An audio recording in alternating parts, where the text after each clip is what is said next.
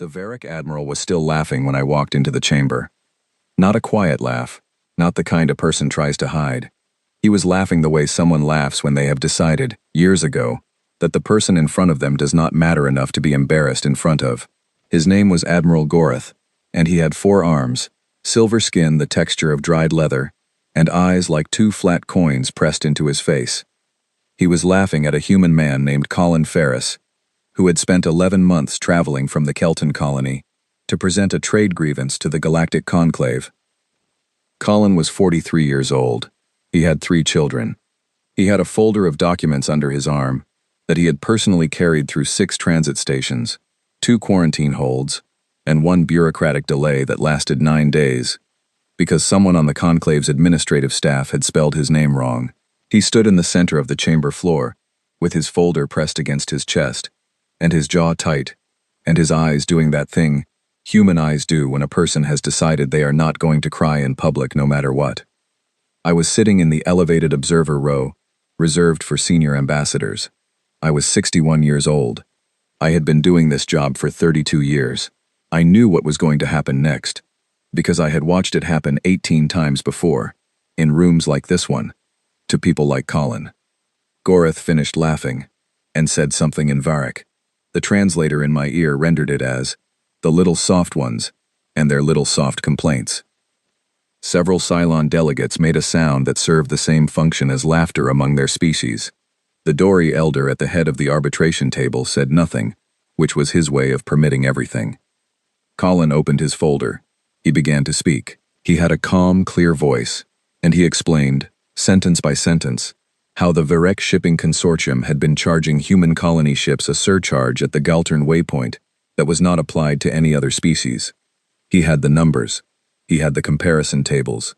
He had testimony from 47 colony administrators who had signed their names to statements that had taken months to collect. Goreth stopped him after 2 minutes and said the grievance lacked standing because the Kelton colony's trade registration was filed under a subcategory that fell outside the Conclave's primary commercial jurisdiction. It was a technicality. Everyone in the room knew it was a technicality. The Dory elder looked at the ceiling. The Cylon delegates shuffled their documents. One of them, a young one I had not seen before, actually checked something on a personal device, as though the whole proceeding was too dull to deserve his full attention.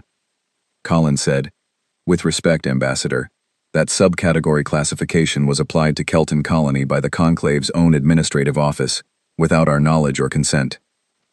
Goreth made the coin flat-eye expression that among Varric means the conversation is over. "Then address it with the administrative office," he said. "We did," Colin said. 14 months ago, we received no response." "Then address it again." Colin looked up at me. I was the senior human presence in the room. He looked at me the way people look at someone they have been told can help them, when they are beginning to understand that help is not coming in the shape they imagined. I looked back at him. I gave him the small, steady nod that I had spent 30 years perfecting. The one that said, "I see you. I am here. This is not over. Hold on." What I did not tell him, what I could not tell him in that room, was that the nod was a lie. Not a cruel lie. I had never thought of it as cruel. I had thought of it as the only honest kindness available in a place where kindness had no procedural value. After the session, I filed a formal protest on behalf of the Human Diplomatic Corps.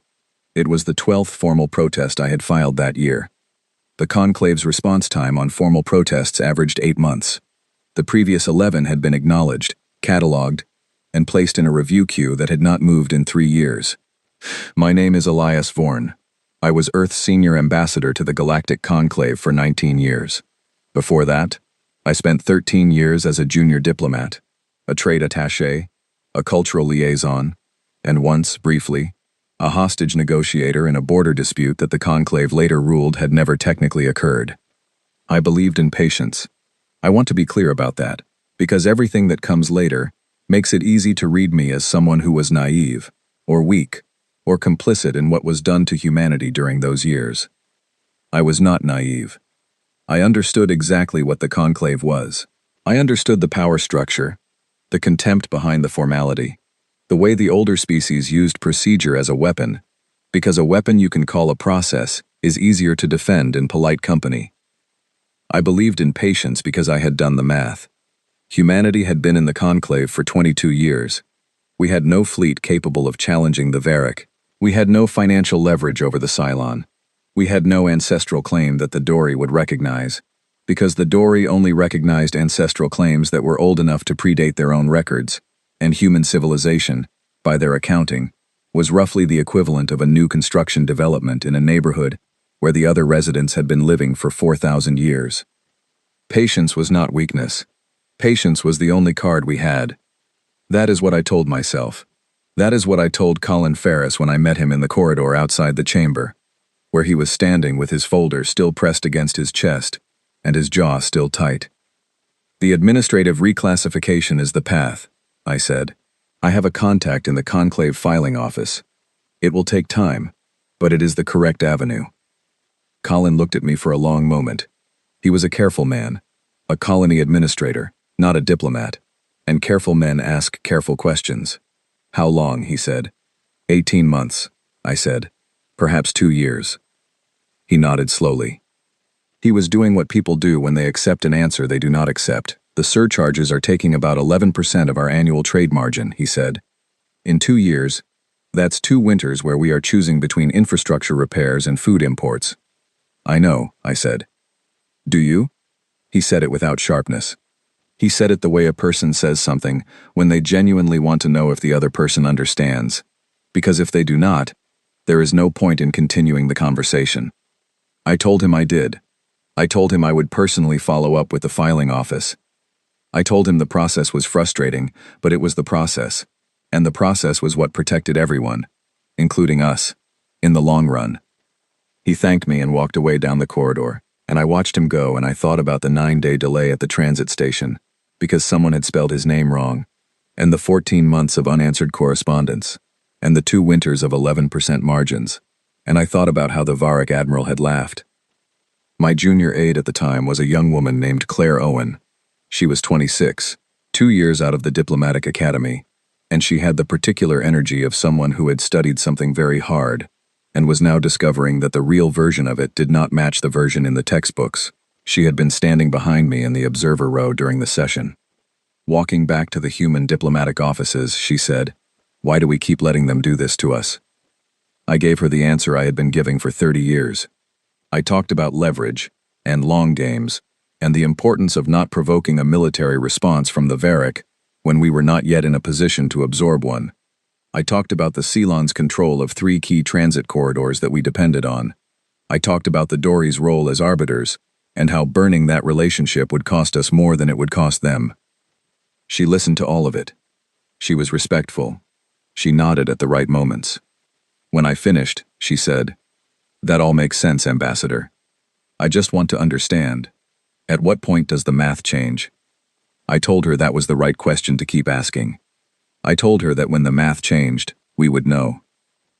That night, I ate dinner alone in my quarters on Varath Station, and watched the orbital lanes through the viewport, and thought about Colin Ferris on his way back to Kelton, with his folder, and his careful face, and his 2 hard winters ahead of him.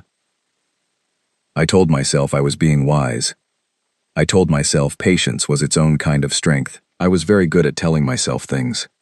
What I did not know, sitting there with my cold dinner and my practiced calm, was that in 17 buildings across 6 human colony systems, people were sitting in rooms that looked nothing like my quarters, and had nothing like my view, and they were not telling themselves anything. They were writing things down, quietly, carefully, the way you do when you have decided that what you are recording is going to matter someday, and you want to make sure the record is exact. I did not know that. I would not know that for a long time. But I think, looking back, that it was already happening. It had been happening for years. And the galaxy, which prided itself on knowing everything about everyone, had not noticed it at all. The famine on Kelton started in late autumn of the following year. I found out through a junior trade report, buried in a stack of 18 other documents, that arrived on a Tuesday morning when I was already late for a session on border recalibration in the outer corridor systems. The report used careful, measured language, the kind of language that official documents use when they are describing something terrible, but do not want to seem dramatic. It said that Kelton Colony had experienced a significant nutritional resource shortfall, affecting approximately 31% of the population. 31%. I set the report down. I picked it up again. 31% of Kelton's population was just under 40,000 people. I knew what had happened. The 11% trade margin loss had compounded. The administrative reclassification that I had promised Colin Ferris would take 18 months had now been pending for 26 months without movement. 2 winters of constrained food imports had left the colony's reserves thin, and then a drought in the colony's primary agricultural region had turned thin into empty. I filed an emergency humanitarian appeal with the conclave that same day. An emergency appeal, under conclave procedure, required a response within 30 standard days. The response came on day 29. It was a single paragraph. It acknowledged receipt of the appeal. It noted that Kelton Colony's trade registration subcategory placed it outside the primary humanitarian assistance framework. It suggested that the colony apply for reclassification before resubmitting. I read that paragraph 4 times.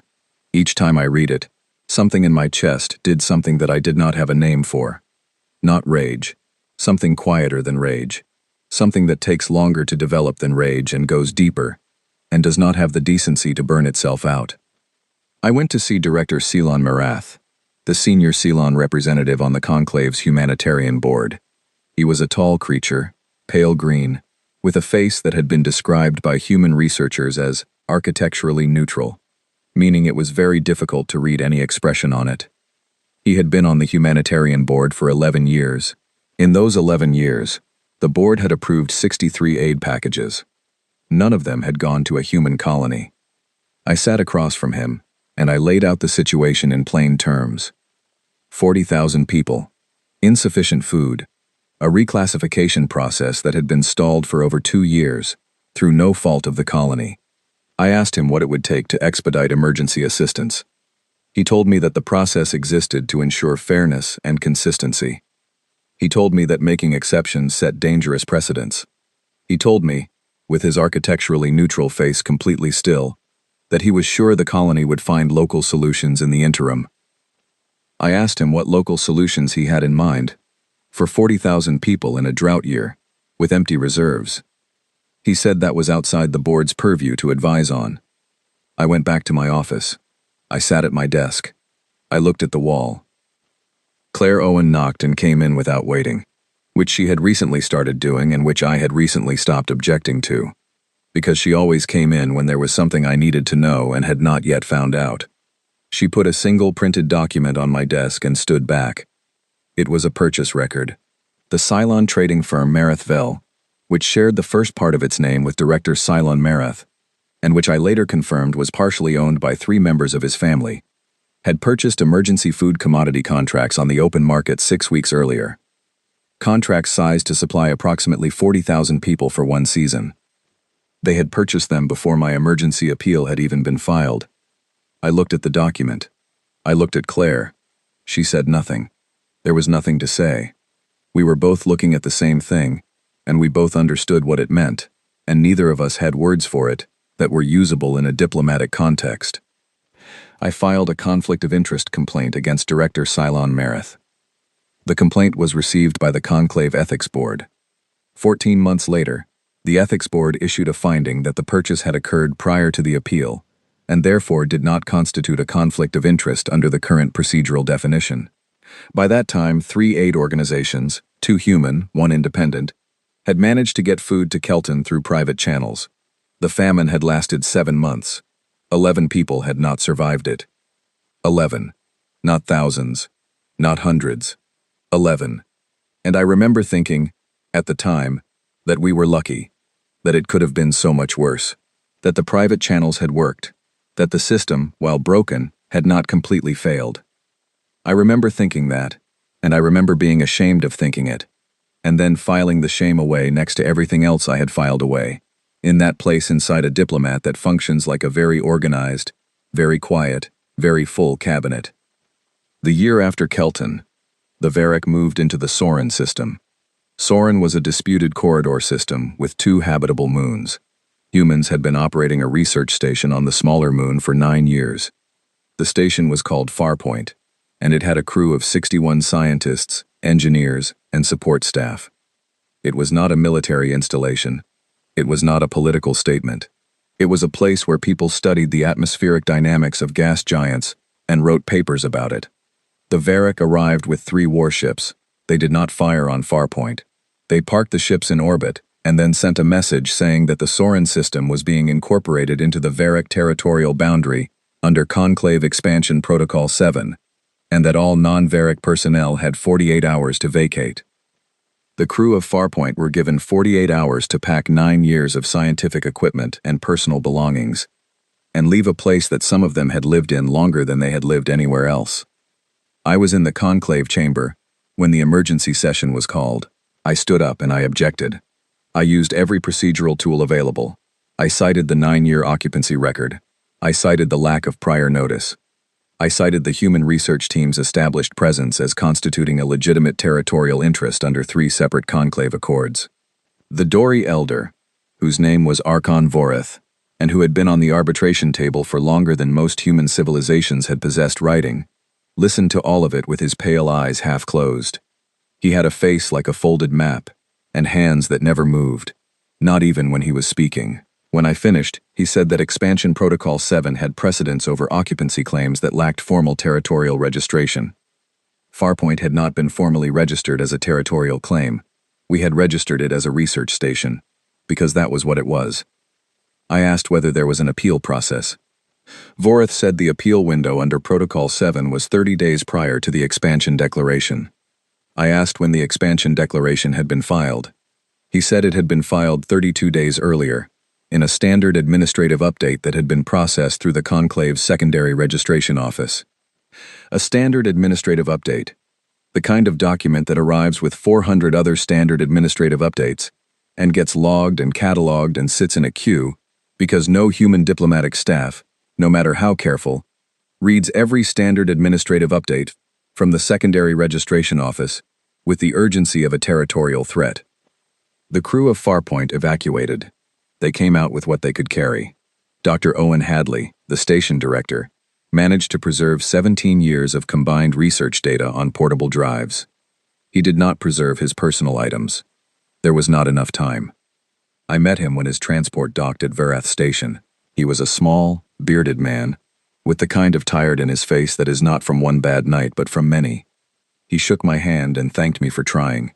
Then he sat down in the waiting area and stared at the floor for a long time, and I stood nearby not knowing what to do with my hands. That is one of the things they do not cover in diplomatic training. What to do with your hands when you have failed someone, and they are being gracious about it. Claire was 30 now. She had been promoted twice. She ran a team of 12, and she was, by any measure, one of the best diplomatic analysts I had worked with. She came to me after the Sorin session with a document that was not a trade report this time. It was a compilation. She had put it together herself, working nights for 3 weeks. It was a record of every formal human diplomatic action over the preceding 15 years. Every protest, appeal, complaint, and petition. 173 actions. She had tracked outcomes. 11 had produced meaningful results. The other 162 had been acknowledged, tabled, delayed, dismissed on procedural grounds, or simply never responded to. She put it on my desk and did not say anything. I looked at the numbers for a long time. Then I said, "What is the point of this document, Claire?" She said, "I don't know yet, Ambassador. I just think someone should have it." I told her to file it securely. She said she already had several copies. The way she said it made me think the copies were not all in places the conclave could access. I did not ask her where they were. I think that was the first genuinely diplomatic thing I had done in years. Something was changing among the human delegation staff. I noticed it slowly, the way you notice weather changing. Not in one moment, but in the accumulation of small signals. People stopped talking as much at the evening meals. The informal gatherings that had always been part of station life, the shared dinners, the card games, the long conversations in the common areas, became shorter and quieter. People said what they needed to say, and then they went back to their quarters. They were not sad. That was what struck me. Sadness has a particular weight to it, a kind of slowing. This was different. This was the opposite of slowing. It was the feeling of people who had somewhere to be and something to finish before they got there. I mentioned it to Claire one evening. I said the staff seemed different. She looked at me with an expression that I had trouble reading, which was unusual because I had always been good at reading Claire. Then she said, "They're paying attention, Ambassador. They've always been paying attention. It's just more visible now." I asked what they were paying attention to. She said, "Everything." I went back to my quarters and I sat by the viewport, and I watched the orbital lanes, and I thought about Colin Ferris, who I had not heard from since Kelton, and Dr. Owen Hadley staring at the floor, and 162 unanswered actions, and a Cylon director who had pre-purchased food contracts for a famine he had helped create. I thought about the Varric Admiral and the way he had laughed, and I noticed, for the first time, something at the back of my mind that had not been there before. It was not anger. It was something colder and quieter than anger. It was the feeling of arithmetic, the feeling of a very long column of numbers that had been adding up for years in a part of your brain that you had not been checking, and you look at it now and you see what the total is. I did not know what to do with it yet. I set it aside, the way I had set aside everything else. But it was there, and unlike the other things I had set aside, it did not get smaller with time. It got larger, very slowly, very steadily, the way filling something always does, when you keep pouring into it, and never let anything out. The message came through on a morning when I was already running late. I had 3 sessions scheduled before noon: a border corridor review, a trade harmonization follow-up from the Cylon desk, and a preliminary hearing on a human mining claim in the Outer Belt that had been pending for 14 months. None of them were likely to produce anything. All of them required my presence. This was the essential rhythm of conclave diplomacy: constant motion, zero progress. I was reading a briefing document on the mining claim when Claire came through my office door without knocking, which she always did, but this time the quality of her entrance was different. She closed the door behind her. She did not put a document on my desk. She just stood there and looked at me. "What?" I said. "The Covenant of Meridian," she said. I knew the ship. Every human in the conclave knew the ship. It was a passenger liner, old by commercial standards, reliable by any standard, the kind of ship that had been crossing the middle corridor routes for 20 years without incident. It carried colonists, families, workers rotating between posts. It was not a warship. It did not carry weapons. It had the kind of designation that meant, under every treaty and every protocol and every piece of galactic law that mattered, it was off limits. Claire told me what had happened in 9 sentences. She was very precise. She did not use any extra words. The Varric patrol fleet designated Keth 7 had intercepted the Covenant of Meridian in the Halran corridor, approximately 4 hours outside the Varath transit hub. They had signaled the ship and claimed it was carrying restricted materials in violation of a Varric territorial import order that had been filed, like the Soren expansion declaration, in a standard administrative update 31 days prior. The Covenant of Meridian had stopped. It had complied with the boarding request. A Varric inspection team had come aboard. The inspection team had found nothing. There were no restricted materials. The cargo manifest was clean. Every passenger document was in order. The Varric patrol fleet had opened fire anyway. 412 people. I sat very still for a moment. I was aware of the briefing document still in my hands. I set it down on the desk very carefully, the way you set things down when your hands are not entirely under your control, and you do not want anyone to see that. "Survivors?" I said. Claire shook her head. I stood up. I went to the viewport. Outside, Varath Station's orbital lanes were busy, ships moving in their patient arcs, the slow rotation of the outer docking ring, the distant shimmer of a transit gate opening. Everything was exactly as it had always been. The universe did not adjust itself for events like this. It kept moving. I stood there for a long time. Then I turned around and said, "Get me a channel to the Conclave Emergency Session Coordinator. I want a full session called within 2 hours." "Already requested," Claire said. "They are saying 4 hours minimum. Get me 2. She got me 2.5. The session chamber was full when I walked in. That itself was unusual. Conclave emergency sessions typically drew attendance from the directly involved parties, and whatever species felt like observing. This session had pulled representatives from 22 member species, which meant word had traveled, and people wanted to see what happened when you destroyed a human passenger ship and killed 412 civilians. What they wanted to see, I suspected, was whether humanity would do anything. The unofficial consensus, built over 22 years of watching us absorb every blow and file every protest and accept every outcome, was that we would file another protest, that we would ask for a review, that we would, in the end, smooth our faces over and sit back down. I took my place at the human diplomatic podium. The chamber settled. Gorath was there, the same admiral who had laughed at Colin Ferris. He was seated in the Varric block, and he had the posture of someone who has calculated that the situation is in hand, and the main event is watching the other side make its customary retreat. The Dori elder Voreth was at the arbitration table, his hands folded, his pale eyes half closed. Director Cylon Marath was in the observer section. I looked at all of them. Then I looked down at the podium surface, which was blank. I had no documents. I had not prepared a speech. I had been preparing speeches for 32 years and I had not prepared one today. I reached into my jacket and I took out a folded piece of physical paper. Not a data chip, not a display card, actual paper, printed that morning, because there are moments when you want something in your hands that cannot be intercepted, altered, or denied. I had received the document 40 minutes before the session, through the Human Diplomatic Secure Channel. It had come from Earth's Unified Command. It was short. I had read it once when it arrived. I had folded it. I had put it in my jacket. I set it on the podium now without unfolding it. Then I said, 412 people. My voice was steady. I had a very good steady voice. 32 years of practice. They were not soldiers. They were not carrying weapons.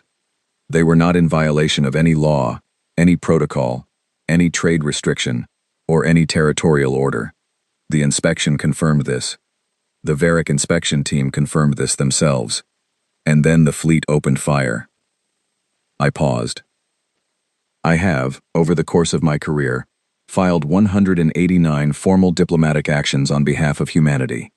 They addressed trade violations, territorial incursions, administrative obstruction, humanitarian failures, and the deliberate sabotage of legitimate human interests by members of this body. 189 actions. 11 produced results. The chamber was very quiet. Not the polite quiet of a formal session. A different kind of quiet. The kind that happens when people are uncertain what is about to occur. Gorath's posture had changed slightly. His 4 hands were no longer relaxed on the armrests. Voreth's pale eyes were fully open. I would like to read something, I said. I unfolded the paper. I read the single sentence that Earth's Unified Command had sent. I will not reproduce it exactly here, because it belongs to the historical record, and the historians have it, and because the exact words are less important than what they meant. What they meant was this, that humanity had, as of that morning, withdrawn from the posture it had maintained for 22 years. That the patience, the accommodation, the endless procedural good faith, all of it, was no longer in effect, and that what would replace it was already in motion. The chamber did not erupt. That is what surprises people when they read accounts of that session. They expect eruption. What happened instead was silence, followed by a sound I had never heard in a conclave chamber before. It was the sound of 22 species doing their calculations simultaneously, and all arriving, within seconds of each other, at a number they had not anticipated. Gorath stood up. He said something in Varric that the translator gave me as, "This is a threat without standing. They have nothing to enforce it with." I looked at him. I said, "Admiral, with great respect, you have been looking at what we showed you. You have not been looking at what we did not." Voreth spoke for the first time. His voice was very old and very careful. He said, "Ambassador Vorn, what is humanity's specific demand?" I folded the paper and put it back in my jacket. "We don't have demands," I said. "We have a position. The position is that this stops. And if it does not stop..." I picked up my materials from the podium. I had very few materials. There was not much to pick up. "Then it stops another way," I said. I walked out. Behind me, I heard voices rising. Not the voices of people arguing, but the voices of people who were afraid, and were covering it with noise. I heard Goreth say something sharp. I heard at least two other voices cut across him, and I heard Voreth say something to his aide in a low voice. My translator caught it before I crossed the threshold. It rendered the words as impossible. I kept walking. I had heard that word my whole career in that chamber. It had never once been true. In the corridor outside, Claire was waiting. She fell into step beside me without a word. After a moment she said, "They'll try to call it a bluff." "I know," I said. "Is it a bluff?" I thought about the sentence on the paper. I thought about what it had taken to write that sentence. Not just the words, but the years behind the words, and the infrastructure behind the years, and the quiet, careful, invisible work that had been happening in rooms I had not known about, and in preparations I had not been fully read into, until 40 minutes ago. "No," I said. She nodded. She did not look surprised. She looked like someone who had been waiting a long time to hear a particular answer to a particular question, and had finally heard it. We walked down the corridor together, away from the chamber, away from the noise, and for the first time in 32 years I did not feel the weight of the thing I was carrying back toward Patience. I felt something else entirely. I felt the cabinet open. I am not a soldier. I want to be precise about this. I have never commanded a military unit. I have never held a weapon in a context that mattered. What I know about what happened in the weeks that followed, I know from communication relays, from briefings, from the faces of people who were directly involved when they came back from places they could not yet talk about. I know it the way a person standing at the edge of a city knows what is happening at its center, through sound, through light, through the way the air changes. What I can tell you is what I witnessed. I can tell you what came through the channels I was authorized to see, and I can tell you what I watched happen to the species who had, for 22 years, looked at humanity and seen only how far we would bend. The answer, which arrived in ways they were completely unprepared for, was that we had not been bending. We had been measuring. The Keth 7 patrol fleet, Goreth's fleet, the one that had destroyed the Covenant of Meridian, was 3 days out from Varric primary space, when it encountered a human formation that no one in the Conclave's intelligence services had a record of. Not because it was new, because it had been built and maintained entirely outside the visibility of Conclave monitoring systems, in asteroid belts and deep corridor regions that no one had thought to watch carefully, because no one had thought humanity was the kind of species that built things in secret. The formation was called the Sixth Response Group, in internal documents.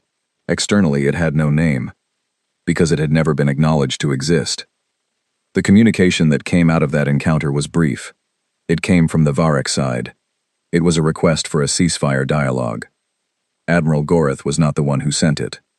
He had been relieved of command by his own superiors within 48 hours of my statement in the conclave chamber. The Varric military, it turned out, had been operating on the assumption that humanity's patience was structural, that it was a feature of what we were, rather than a choice we were making. When they saw the choice being unmade, they did what military organizations do when a calculation fails. They removed the person who had built the calculation.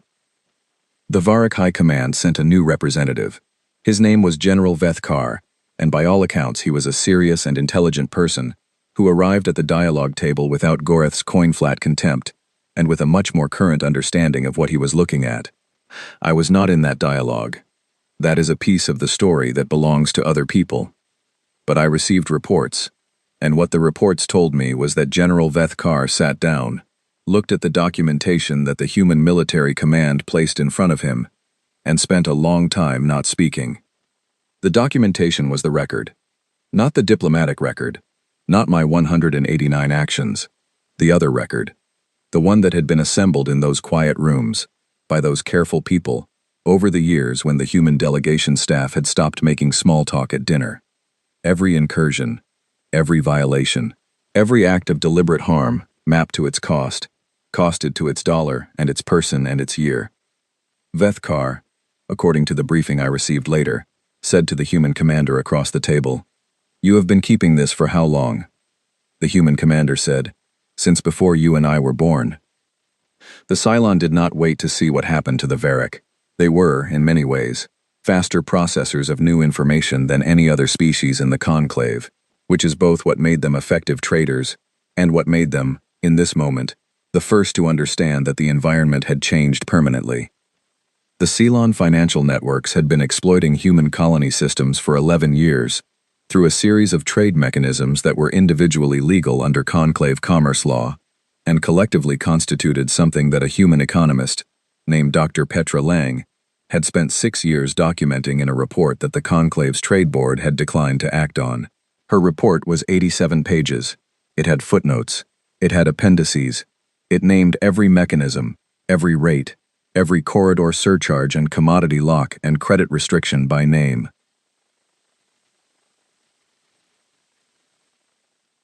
Dr. Lang had distributed that report to 37 people in the human diplomatic and economic corps. Those people had spent the intervening years building alternative transit routes that did not pass through Ceylon-controlled corridors, alternative commodity suppliers, alternative credit structures for colony systems, the kind of infrastructure that takes years to build and is invisible until the day it is used, because until the day it is used, it simply looks like prudent economic planning. On the day it was used, 12 Ceylon trading companies simultaneously discovered that their largest and most consistent customer base, human colonies across 14 systems, had stopped using their services. Not reduced usage. Stopped. Entirely. Overnight. The Ceylon response was to send urgent contact requests to the Human Economic Office. The Human Economic Office took 72 hours to respond. This was not an accident. The response, when it came, was polite, detailed, and offered a pathway to renegotiated terms. The renegotiated terms were, notably, the terms that had been proposed in Dr. Lang's report 6 years earlier and declined. The Ceylon accepted them, every single one.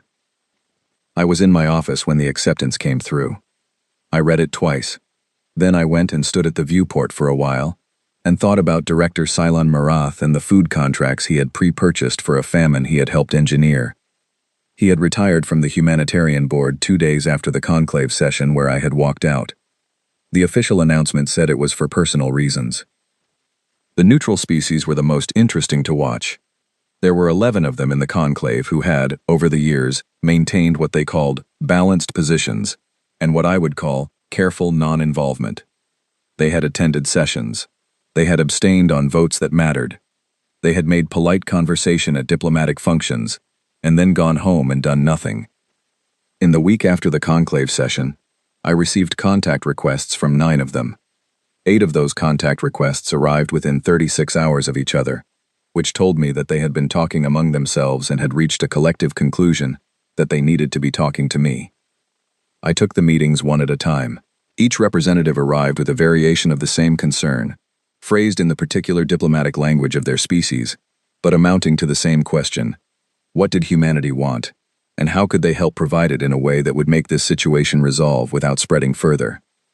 What I told them, in the careful language of the career diplomat that I still was even now, was that humanity did not want to expand this situation, that our interest was in correction, not in conquest, that there were things which had been done over many years that needed to be undone, and processes that had been broken that needed to be rebuilt, and that the species who had been watching all of that happen without acting had a choice now about which side of the correction they wanted to be on. None of them pushed back on the word correction. That told me something about how thoroughly the landscape had changed. The Dori were the most difficult. The Dori are the oldest members of the conclave. By their own account, they were issuing arbitration rulings before humanity had agriculture. They had been the final word on conclave disputes for so long that the idea of the final word being questioned was, to them, not a political development, but something closer to a geological one, the kind of thing that simply does not happen, the way mountains do not move in the span of a morning. Vorith did not contact me directly. He sent a message through a formal diplomatic channel requesting a private dialogue on behalf of the Dori arbitration body. The message was signed with his full title, which took up 4 lines, and was written in the formal Dori address style that indicated the sender considered the matter of significant historical weight. I agreed to meet him. He came alone, which I had not expected. No aides, no attendants. He was very old, in a way that made even the other ancient species seem recent, and he moved slowly and sat carefully, and when he was settled he looked at me with his pale eyes fully open and he said, I would like to understand something. I said he could ask. Was there a line? He said. A specific thing. A thing that we could have chosen not to do, that would have prevented this? I thought about it. I thought about it honestly, which he deserved, because whatever his failures and whatever the failures of the institution he represented, he was asking a genuine question, and I had been in the business of answering genuine questions honestly for long enough to know the difference between that and the other kind. Yes, I said. There were thousands of lines. You crossed every one of them so slowly and so confidently that you never noticed you were building a case. You assumed that because we did not act, we did not notice. You assumed that our patience was the same as acceptance. I paused. We were keeping the record the whole time. Every ruling, every tabled appeal, every finding that happened to fall in favor of the species with the most power. We were keeping it, and we were waiting, and we were working, and none of you thought to look at what we were building because you had decided we were not the kind of species that built things. Vorith was quiet for a long moment. And the Covenant of Meridian, he said. Was that the line? It was the moment we stopped waiting for a better one, I said. He nodded, very slowly. He was not an unintelligent being. He was, in many ways, one of the most intelligent beings I had encountered in 32 years of this work. The tragedy of the Dory, which I understood sitting across from him in that room, was not malice. It was certainty. They had been right about so many things for so long that they had lost the ability to consider that they might be wrong about anything. That is a particular kind of failure. It is, in some ways, a sadder one than cruelty. He left without another word. I watched him go, and thought that I would remember this moment for the rest of my life, and that I was not sure what to feel about it. Outside, the corridor was quiet. Vareth Station was always quietest in the hours just after a major event, as if the station itself needed a moment. I walked back toward the human diplomatic offices, and I passed a common area where a group of junior staff were gathered around a display showing a live feed from the Halrin corridor, the place where the Covenant of Meridian had been destroyed. There were ships there now, human ships, holding position at the site, while a recovery and documentation team did what needed to be done. The junior staff were watching in silence. One of them, a young man named Oliver Pratt, who had been with the delegation for less than a year, noticed me and straightened slightly. He did not say anything. I nodded to him and kept walking. Later that evening, Claire found me in my office. She sat down across from me without being invited, which she had been doing for years, and which I would have been disappointed if she had stopped. They are calling it a turning point, she said. Half the conclave members are already using that language. It is a turning point, I said. What does that mean for us? For the delegation? I thought about it. I thought about Colin Ferris and his folder, and his 2 hard winters. I thought about Dr. Owen Hadley staring at the floor of the waiting area. I thought about 11 people who had not survived Kelton, and 412 names on a ship that did not come home. It means, I said, that we do not have to spend the next 20 years apologizing for existing. She was quiet for a moment. Is that enough? I looked at her. She had been 26 when she had asked me why we kept letting them do it to us. She was 34 now, and she was asking a different question, and it was the right one. No, I said, but it's a beginning. She nodded. Outside the viewport, Varath Station's lights were coming on in the gathering dark of the station cycle, and the orbital lanes were still busy with their patient traffic, and somewhere out in the corridor systems, things were happening that would take years to fully understand. But in that room it was quiet, and the quiet, for the first time in a very long time, felt like something other than waiting. 5 years have passed since I walked out of the conclave chamber. I am writing this in the morning, at the same desk where I once wrote apologies. The desk is in a different office now, a quieter building on a quieter station, one of the smaller human diplomatic posts, which is where I asked to be transferred when the formal restructuring process was complete, and the conclave no longer needed an ambassador with the kind of steady face you need when you are absorbing blows. It needed different things now. Younger people, sharper in different ways, good at building what comes next rather than surviving what came before. I did not feel diminished by that. I felt, if I am honest, relieved. The conclave that exists today is not the conclave that existed 6 years ago. It has the same name and many of the same member species, but the structure is different in ways that matter. The Dorie are still members. Voreth retired from his arbitration role 2 years ago. Not under pressure, or not entirely under pressure. I think he genuinely needed to think, and a being like Voreth needs solitude to think in. The arbitration body is now a rotating panel. The idea of a single ancient species holding permanent final authority over all disputes has been quietly retired, along with a number of other arrangements that were so old and so established that no one had questioned them until everything else was being questioned at the same time. The Varek reduced their territorial claims by a significant margin. General Vethkar negotiated on their behalf, and whatever he is as a being, he is an honest negotiator. He did not pretend the situation was different from what it was. The systems that had been seized under Protocol 7, including the Sorin system, were returned. Dr. Owen Hadley went back to Farpoint. He brought more people this time, and they registered the station correctly under the new territorial framework, and he sent me a message when they arrived that said only, "Back in the lab, atmosphere still beautiful." I keep that message. The Cylon rebuilt their trade relationships with human colonies under the terms of Dr. Petra Lang's report. Lang herself is now on the Conclave's Commerce Oversight Board, which did not exist before, and which has enforcement mechanisms that the old board did not. She is excellent at her job.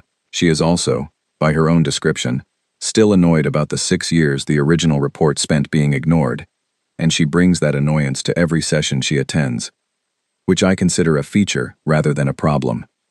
Kelton Colony recovered. The administrative reclassification was one of the first things corrected in the post-restructuring wave. Colin Ferris is still the colony administrator. His children are older now. I do not know if he thinks about those 2 winters the way I do, or whether he has set them somewhere and built something on top of them. People handle weight differently. That is one of the things I have learned 37 years into a career of watching people carry things. The thing that the historians cannot locate, and I have read enough of their work to know that they genuinely cannot, and that this frustrates them, is the moment when humanity changed. They look at the timeline. They find the Covenant of Meridian and they say, "Here, this is where it happened. The attack was the trigger." But that is not quite right, and anyone who was in the rooms where the real work was being done knows it is not quite right. The attack was the moment we stopped waiting for a better moment. The change itself had been happening for years, in the way that changes driven by accumulation always happen, slowly, quietly, invisibly, until the day they are not invisible anymore. I have read accounts by 3 different conclave species historians who were trying to identify the shift.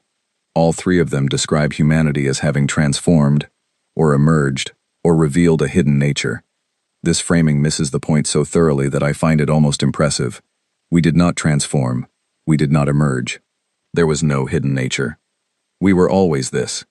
Every species in the conclave was looking at exactly what we were, the whole time.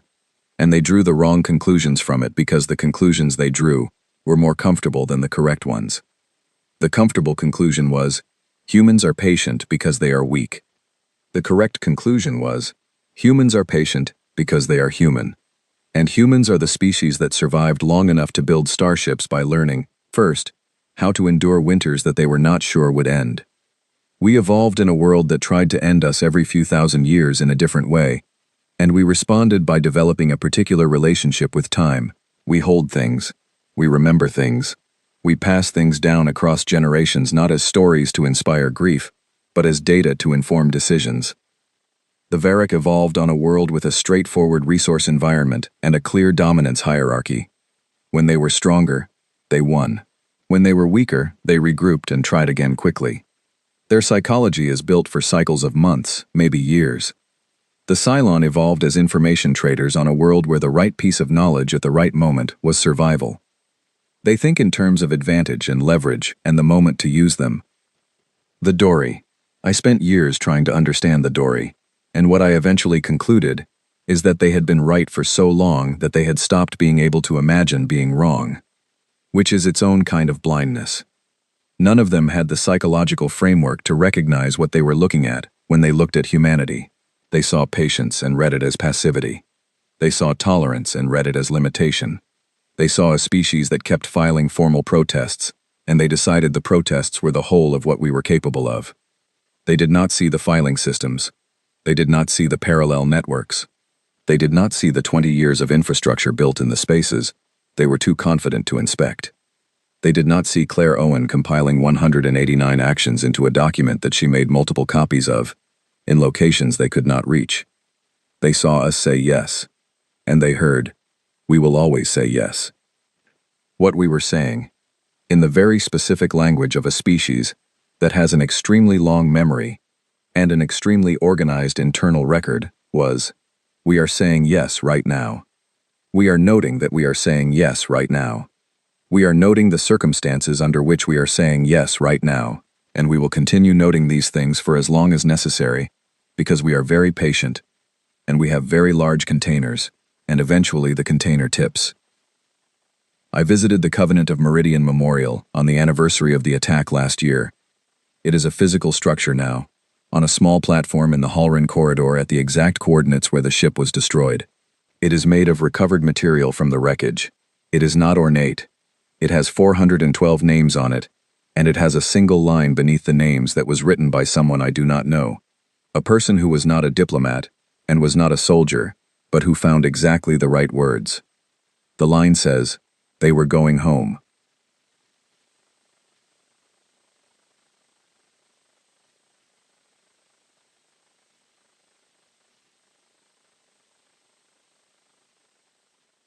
I stood at the memorial for a long time. There were other people there, families mostly. Some of them were older, some of them were very young, which meant they had not been born yet, or had been very small, and this was how they were meeting the person they had lost.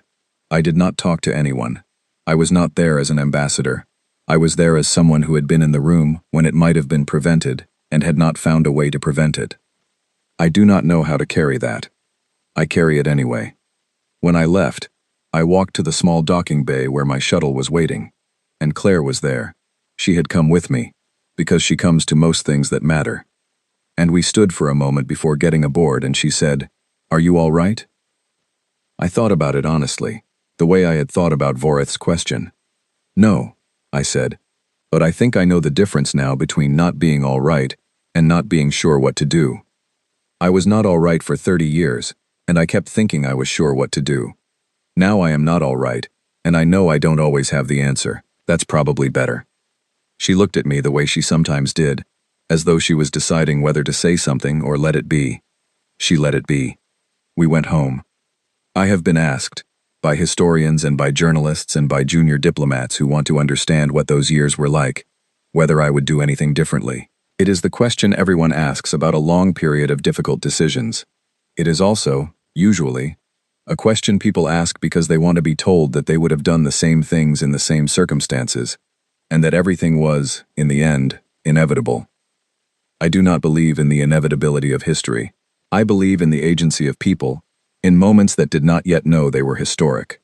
So I try to answer honestly. I would have listened to Claire earlier. I would have looked more carefully at what the human staff were building quietly in the margins of the work I was doing loudly.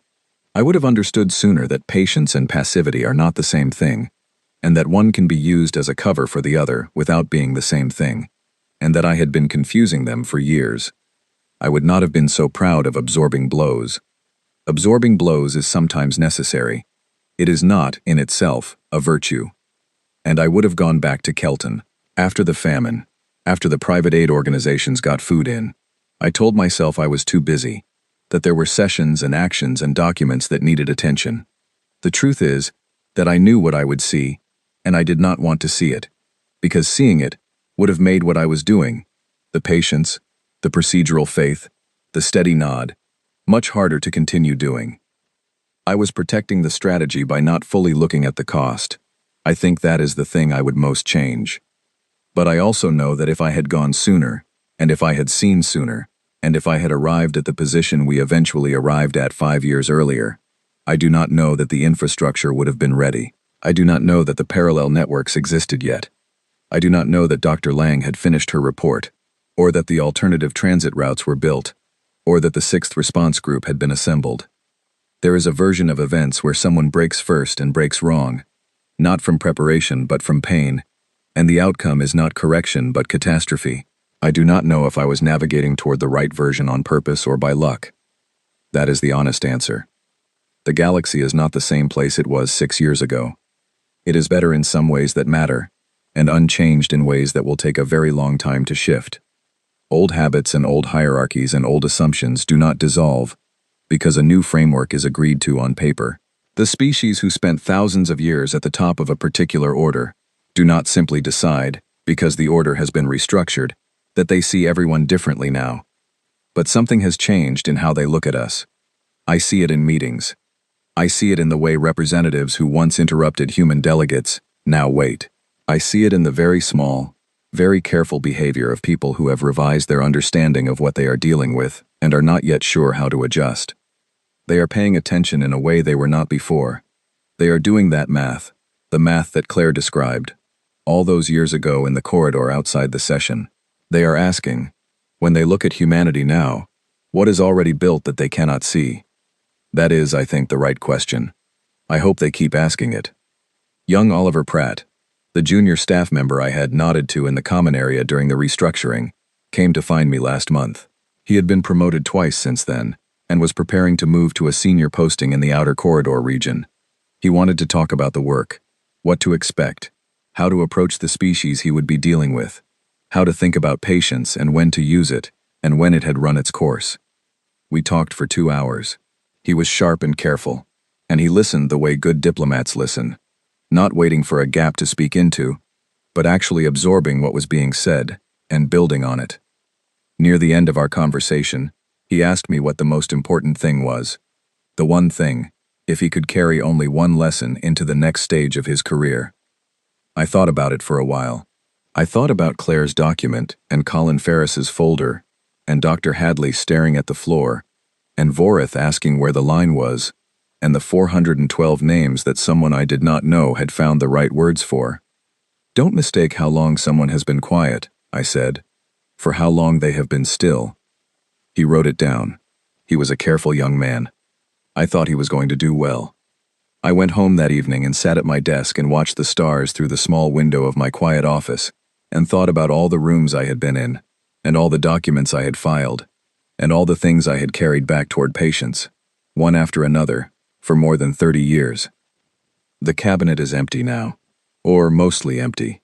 Some things you do not put away even when you have the room. 412 names, 11 from Kelton, 2 hard winters, the sound of a laugh in a chamber on Varath Station, from a man who thought we did not matter enough to be careful about. I keep those, not for grief, though grief is part of it. I keep them because they are true, and because the true things are the ones worth carrying, and because someone should remember. No species in the galaxy could find the day our tolerance broke. The historians looked. They built timelines. They interviewed witnesses. They cross-referenced records going back to our first year in the conclave. They never found it, because there was no single day. There was no snap. There was no moment of sudden change. There was only filling. Slow, patient, careful filling. Across years and chambers and corridors and colony worlds, one quiet thing at a time, until the container was full. And then, without drama, without ceremony, without any announcement at all, it tipped. That is the thing about humans that no one in the galaxy ever thought to study seriously, or thought to take seriously when they did study it. We have very large containers, and we never stop counting what goes in.